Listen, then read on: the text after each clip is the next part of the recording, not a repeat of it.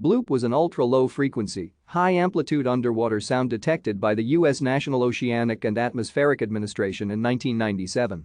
By 2012, earlier speculation that the sound originated from a marine animal was replaced by NOAA's description of the sound as being consistent with noises generated via non-tectonic cryoseisms originating from glacial movements such as ice calving or through seabed gouging by ice.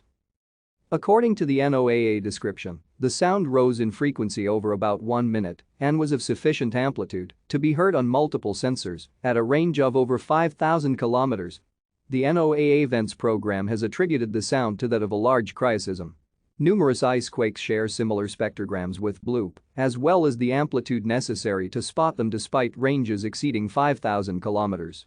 This was found during the tracking of iceberg A53 as it disintegrated near South Georgia Island in early 2008. The iceberg involved in generating the sound were most likely between Bransfield Straits and the Ross Sea, or possibly at Cape Adair, a well-known source of cryogenic signals. Thank you for watching. Like and subscribe if you would like to view more of our videos. Have a nice day.